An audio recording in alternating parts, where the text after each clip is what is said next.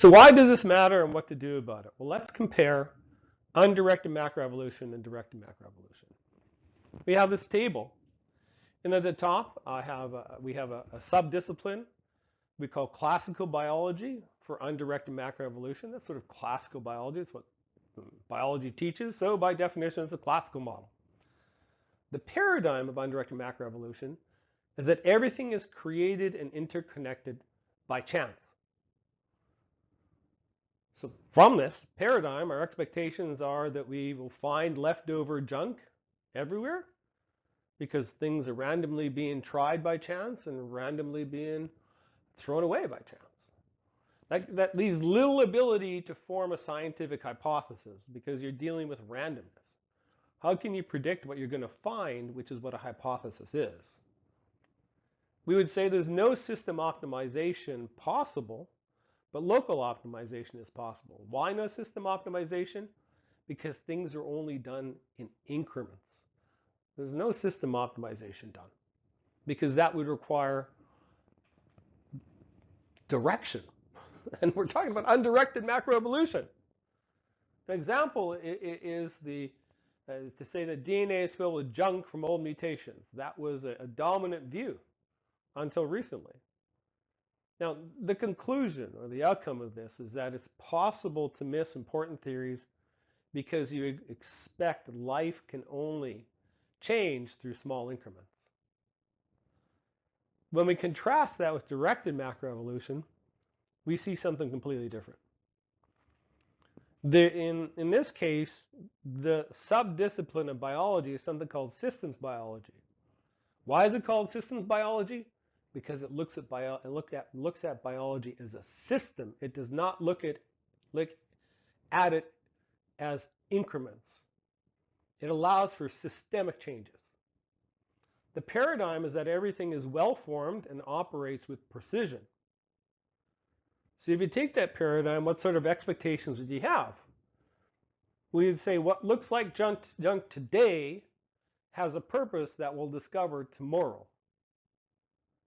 You can actually develop a hypothesis by looking for what an engineer would build or how an engineer would build something.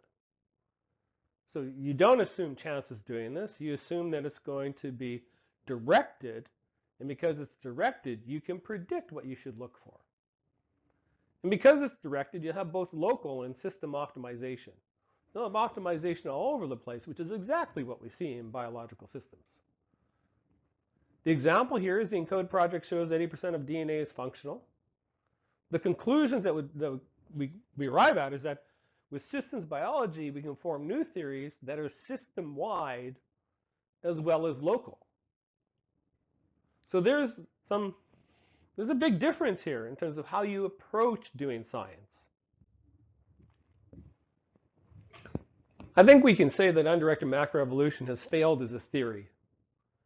Why has it failed? Well, it wrongly assumes gradualism and that chance are sufficient to go from a single cell to an elephant. Undirected macroevolution has failed and it needs to be abandoned. There's a cost to not abandoning it. The cost of the undirected macroevolution paradigm is scientific stagnation, wasted resources, wasted time, etc. And that leaves directed macroevolution, which aligns with the system biology paradigm. I'd suggest let's give it a try and see if better scientific findings result. We have nothing left to lose. Undirected macroevolution has produced nothing significant, and most of the outcomes it's produced have been refuted later. So how did you react to what I just said? You may have reacted emotionally. Let's just take our temperature here. And I want to ask you, do you use undirected macroevolution to answer the question, how did mankind get here? Have you turned science into the religion scientism? And do you treat the diktats of scientists as dogma? Yeah, we can turn anything into a religion. We're human beings.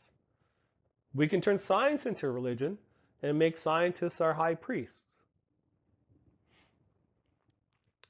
Is it agreed that scientific knowledge is provisional and overturning that knowledge is progress in science? All of our scientific theories are open to not only adjustment, but to refutation. There's nothing in science that is absolutely true. It's just provisionally true. And the last one is something I'm afraid we need to be very careful of, not only here, but everywhere. And do we have a deference to experts and or a reluctance to change? We cannot defer to experts because, as we've seen, experts are human, and humans have their own biases. They have their own reasons for doing things. They may not have our own best interest at heart. They may not have a goal of seeking truth.